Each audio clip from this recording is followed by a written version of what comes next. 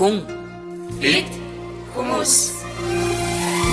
Радио шинжилгээ 107.5 нэгүүл Монголын хүний нөөцийн боловсрол институтын хамтарсан би хүн. Бид хүмүүс нэвтрүүлэг бусдад нөлөөлөх урлагийг түгээж байна. Анхаарлаа хандуулно.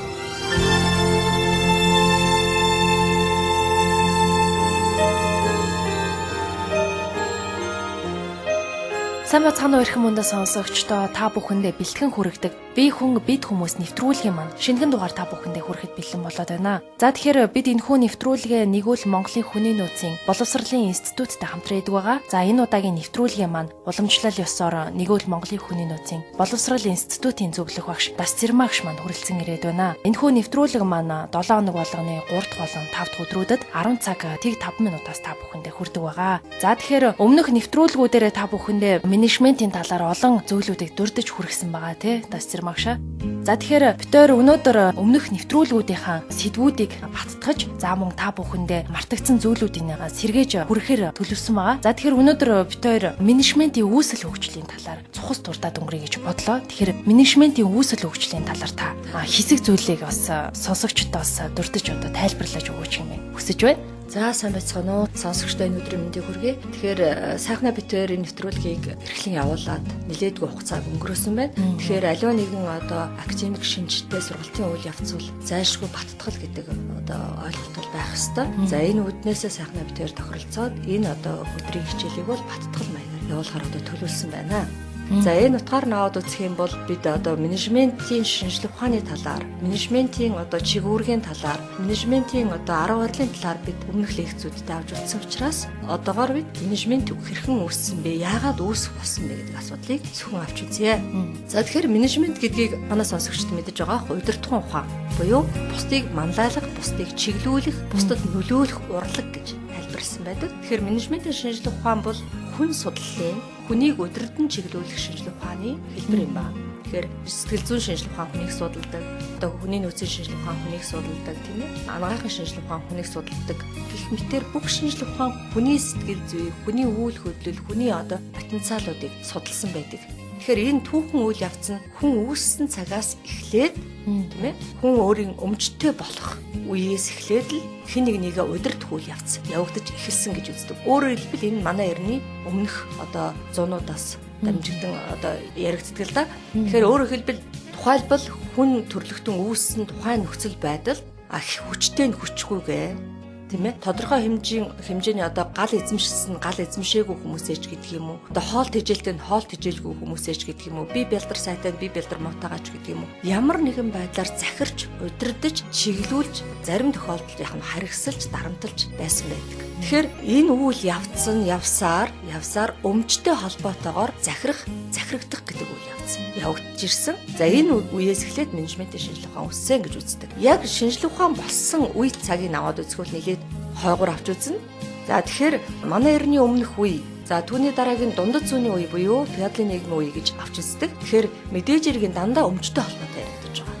За менежмент шинжилгээ ухаан болж үүссэн цаг үе нь болохоор 18-аас 19-р зууны сүүл үе гэж тодорхойлох бөгөөд бусад шинжилгээ ухаануудтай авч үзвэл харьцангуй залуу шинжилгээ ухаан. Менежмент энэ шинжилгээ ухаан үүсч хөгжөөж 100 гаруйхан жил болж байна гэж үздэг. Менежментийн шинжилгээ ухааныг одоо үндэслэгч нь Цэллер гэж эрдэмтэн байдгаа гэж тодорхойлон хэлэх байна. За нөгөө талаас аваад үзэх юм бол яагаад шинжилгээ ухаан болж үүсэх одоо шаардлага гарсан бэ гэдэг асуудал гарч ирнэ. За тэгэхээр 18 дугаар зууны сүүлийн үе буюу 19 дугаар зууны эхэн үе гэдэг маань нийгмийн хөгжлийн үе шатаар аваад үзэх юм бол одоо капиталист нийгмийн хөгжлийн үе буюу үйлдвэржилтийн 90 үе байдаг.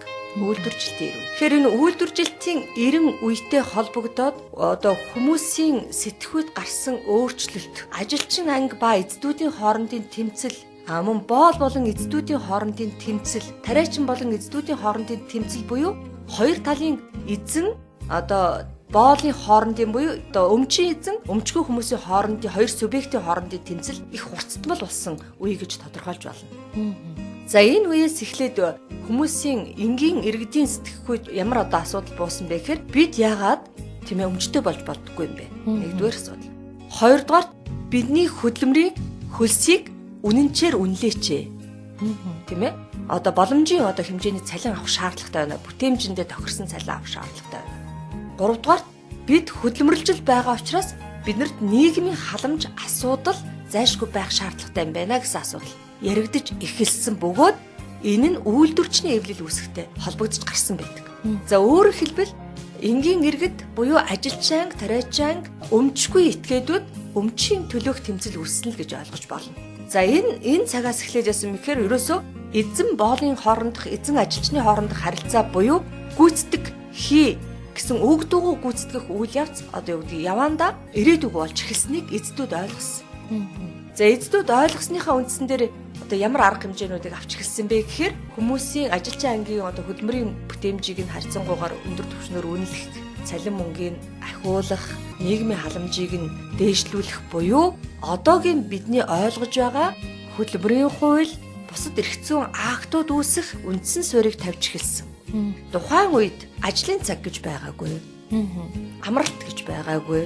Тийм ээ, үдийн хоолны цаг буюу үдийн цайны цаг гэж байгаагүй. Ямар нэгэн хуваарлалт ямар нэгэн ерөөсөө тэр хүн ажилчин ямар ч төрлийн ажилчид бол морь нохой мэцэт гэж эзнээ баяжуулж байсан үе байхгүй юу? Одоо 18 дугаар зууны сүүл үе гэдэг маа.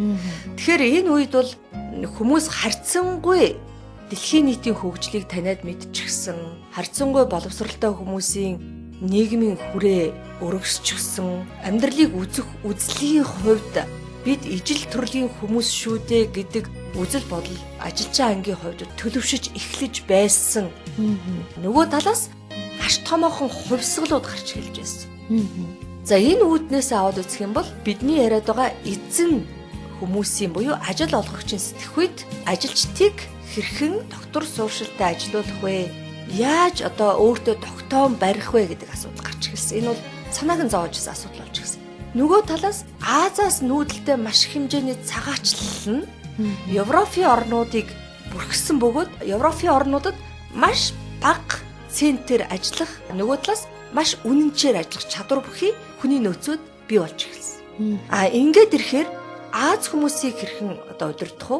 Европ хүмүүсийг хэрхэн удирдах вэ? Аз хүмүүсийг ажилдаа төлхөө аваад ирэх хандлагууд гарч ирсэн. Өөрөөр маш олон асуудлууд зэрэгцэн ургаж гарч ирсэн гэж хэлж болно. Би нэлээд товчхон ярьж байна л да энэ асуудлыг. Тэгэхээр ингээд ирэхээр яасан бэ гэхээр Цэллер болон бусад одоо эрдэмтэд одоо Менцвер, Эхнэр нөхөр Гельберт, Маслоу гэдэг файл гэдэг маш томоохон менежментийн шинжилгээ ухааны зүтгэлтнүүд эзэдийн сэтгхүйд өөрчлөлт хийхийг хүсэж эхэлсэн. Өөрөөр хэлбэл ажил олгогчдын сэтгхүйд өөрчлөлт хийхийг зорьсон бөгөөд тэр сэтгхүйд өөрчлөхийн тулд лекц зохион байгуулж, бага хэмжээний брошюр номнуудыг хэвлэн гаргаж, өөрөөр бас одоо юу гэдгийг шинэ сэргэг сэтгхүйтэй эзэдүүдэд сургалтуудыг явуулж эхэлсэн байдаг. Өөрөөр хэлбэл юу гэсэн бэ? Ажил олгогчийн сэтгхүйг өөрчилснөөр ажилчин ангийн буюу нөгөө талын субъектүүдийн сэтгхүйг өөрчлөх боломжтой юм нэгдүгээр. Хоёрдугаар ажил олгогч буюу хөрөнгөтнүүдийн сэтгхүйг өөрчилснөөр нийгмийн хөгжлийг илүү давшингуй болгох боломжтой юм. Өөрөөр хэлбэл тэдгээр сэтгхүйг өөрчилж бусад нийгмийн хандсан хөрөнгө оруулалтуудыг хийх боломжтой юм а гэсэн утга санааг эдгээр эрдэмтэд одоо ойлгосон байдаг. Энэ нь ч зөв юм. За ингээд 18 дугаар зууны сүүл үе буюу тухайлан хэлэх юм 18 дугаар зууны сүүл үе 19 дугаар зууны ихэнх үе буюу тухайлж хэлэх юм бол 1895 оноос эхлэн менежмент буюу удирдах ухааныг шинжлэх ухаан юм а гэж зөвшөөрсөн байдаг. Тэрнээс биш өмнө нь бол хүн байж л байдаг, хүн бие бинийгээ удирдах л байдаг. Энэ бол байх ёстой зүй ёсны зүйл гэж үздэг байсан бол хүнийг удирдна гэдэг бол зүгээр гарын үзүүрийн ажил биш юм байна. Хүн өсдөг, хөгждөг, сурдаг, эсэргүүцдэг, өөрчлөгддөг ийм субъект юм байна. Тэгэхээр ийм субъекттэй харилцахын тулд биднэрт ур чадвар гэдэг зүйл хэрэгтэй юм байна. Ур чадвар гэдэг зүйлийг бид нар хаанаас олж авах вэ гэхээр онлоос олж авах хэрэгтэй юм байна.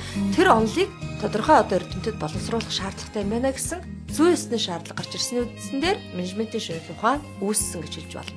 Энэ утгаараа одоо шинжилгээ ухаан гэдэг утгаар нь аваад үзэх юм бол бусад шинжилгээ ухаанаас маш залуу шинжилгээ ухаан шүү дээ. Тэгээ зарим шинжилгээ ухаан бол 1000 гаруй 2000 гаруй жилийн түүхтэй байхад менежментийн шинжилгээ ухаан 100 гаруй жилийн түүхтэй. Гэхдээ асар хурцтай хөгжиж байгаа. Өөрөөр хэлбэл нийгмийн хөгжлийг түүчээ болж байгаа хөрөнгө оруулагчдын сэтгхүйг өөрчлөхийн хэрээр нийгэмд оруулж байгаа хөрөнгө оруулалт нэмэгдэж түүнийг дагаад ажилчдын одоо хөгжил дэвшил хурцтай явагдаж байгаа энэ үед менежмент бол маш чухал шаардлагатай одоо шинжилгээ ухааны төрөл юм тий. Гэхдээ менежментийн шинжилгээ өөрөө дотроо маш олон шинжилгээ ухааныг агуулдаг.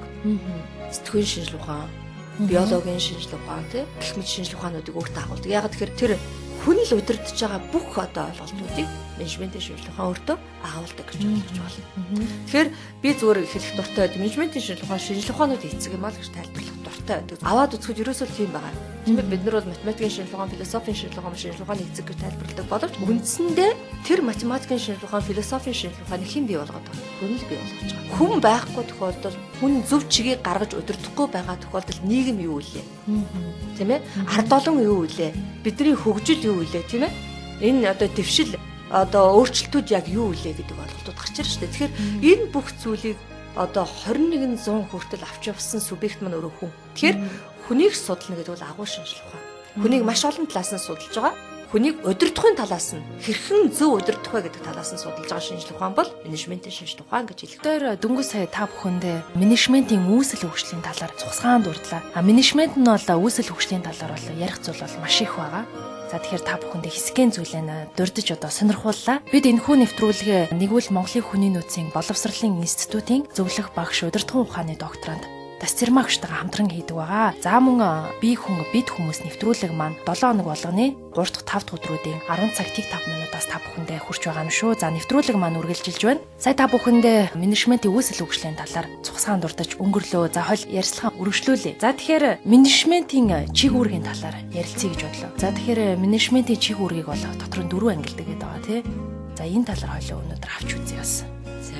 За тэгэхээр сая үүсэл хөгжлийн талаар зохис дурдахдаа дараагийн нэг үеиштэйг орхигдуулсан гэж үзэж байна. Тэгэхээр 18-аас 19-р зууны үе буюу менежментийн шинжилгээ ухаан үүссэн тухайн үе цагаас эхлээд орчин үеийн менежментийн үе эхэлсэн байдаг. За тухайлбал аваад үзэх юм бол 1900-аад оны ихэнх үеэс 1920-ад он хүртэл 20-оос 60-ад он хүртэл 60-аас одоо 90-ад он хүртэл ингээд 90-ад оноос өнөөг хүртэлх гэсэн орчин үеийн менежментийн шинжилгээ ухааны хөгжлийг бас яг нь дотор нь ангилдаг.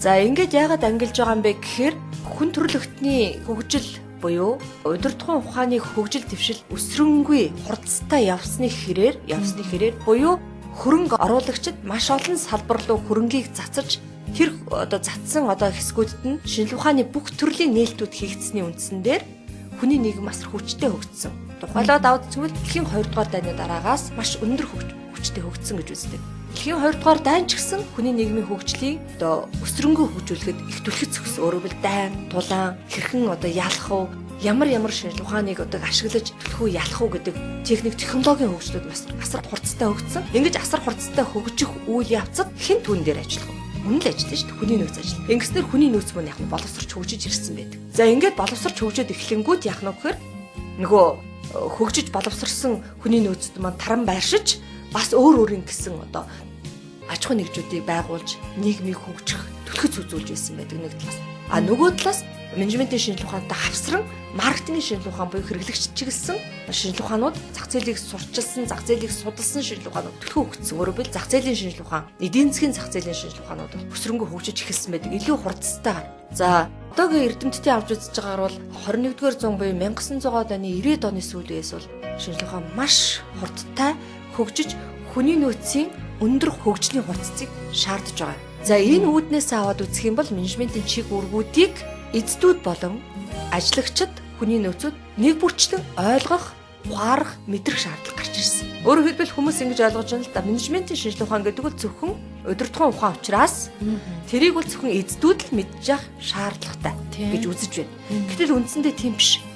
Ерөөсөө та энэ нийгмийг бүрэлдүүлж байгаа хүн л бол та гэр бүлээ толгойлж байгаа юу? Та амжилтанд хүрэхийг хүсэж байгаа юу? Та байгууллага удирдах байгаа юу? Та аль нэгэн байгууллага сольшгүй боловсон хүчин байхыг хүсэж байна уу? Энэ тохиолдол бүрт та менежментийн шинжилгээ ухааныг өөрөө чадах чинээгээр судалсан байх шаардлага урган гарч байгаа. Энэ ч утгаараа сайхнаа бид хоёр 107.5-тай хамтран тийм ээ нэвтрүүлгийг бэлтгэж байгаа шүү дээ тийм ээ. Тэгэхээр энэ ойлголтоор аваад үзэх юм бол хүн бүр энэ нэвтрүүлэг чих тавин сонсоосой гэж хүсэж байгаа. Бид хоёрын нэвтрүүлэг энэ шинжилгээ ухааны нэвтрүүлгээс зохис ч гэсэн та бүхэнд хүрэхийг хичээж байгаа гэдгийг ойлгох хэрэгтэй байна.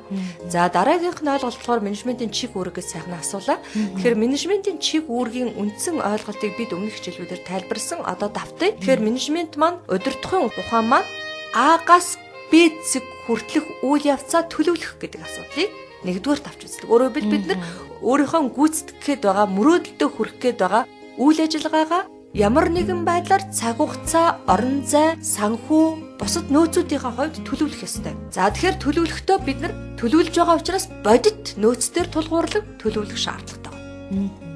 За энэ дээр юу гэж хэлэх гээд байна? Яагаад бодит нөөц гэж хэлээд байна гэхээр бид өөрийн хүсэл мөрөөдлийг бодит нөхцөл байдлаас ялган ойлгох ёстой. Хүсэл мөрөөдөл гэдэг бол хүнийг жигүүрлүүлж байдаг, тэмүүлэлд хүргэж байдаг, одоо юу гэдгийг алтан гацсод муу юм, өөрөөр хэлбэл чиглүүлэгч нь муу юм. Гэхдээ бид нар тэр чиглүүлэгчийг харж тэр одоо зорилгодоо мөрөөдөлдөө хүрэхийн тулд бид нар бодит нөөц надад боловсрал энэ одоо мөрөөдлөө биелүүлэх боловсролын түвшин байна уу? Туршлага байна уу? Надад санхүүгийн нөөц боломж байна уу? Миний тусалж дэмжих хүмүүс хэн билээ? Ах トゥ амраг садан найз нөхөд манд хэрхэн намайг тусалж дэмжих вүлээ? Нөгөө талаас надад энэ мөрөөдлийг биелүүлэх зориг хүч авахалт самбаа байгаа юу? Байхгүй л яах вэ? Гэдэг энэ бодрлуудын үндсэн дээр буюу бодомжуудын үндсэн дээр та өөрийгөө бодит нөөцүүдийг дэвтэр дээр буулгаад яг бодит чадамжаа тодорхойлцсны үндсэн дээр төлөвлөгөөгөө буюу төлөвлөлтөө хийх ёстой. За ингээд төлөвлөлтөө бид нар цаг хугацааны хувьд 7 хоногоор, сараар одоо улирлаар, жилээр төлөвлөх ёстой болдог. Инхээр бид нар барьцтай болж байгаа. Миний зорилго одоо барьцтай. Би яг юу хийх вэ? Хаана очих гээд байгаа? Яаж хийх юм? Тийм ээ? Хэрхэн хийх юм? Үүнд юу шаардлагатай юм бэ гэдгээ бид нар сэтгэл зүйн хувьд мэдэрч эхэлж байгаа. Бодит байдал руу. За тэгэхээр энэ маш чухал. За тэгэхээр нэвтрүүлгийн маань цаг яг дуусах гэдэг юм л да. Хойлоо энэ менежментийн чиг үүргийн талаар хойлоо дараагийн нэвтрүүлгээр үргэлжлүүлэн яриа. За тэгэхээр бид энэ хүү нэвтрүүлгээ нэгвэл Монголын хүний нөөцийн боловсролын институтийн зөвлөх багш удирдлагын ухааны докторант Дасцэрмагчтайгаа хамтран идэг байгаа. За эфирээс шууд хөтлөх сайхна миний би та бүхэндээ бие хүн бид хүмүүс нэвтрүүлгийнхаа шинэхэн дугаарыг та бүхэндээ хүргэлээ. Энэ хүү нэвтрүүлэг маань 7 хоног болгоны 3 дахь 5 дахь өдрүүдэд 10 цагтыг 5 минутаас та бүхэндээ хүрч байгаа юм шүү. За ингээд эрх мөндөд сонсогчдоо дараагийн нэвтрүүлгээр тавтаас ахаа уулзцаа баяртай эрх мөндөд сонсогчдоо. Радио FM 107.5 нэгвэл Монголын хүний нөөцийн боловсрол институтын хамтарсан бие хүн бид хүмүүс нэвтрүүлэг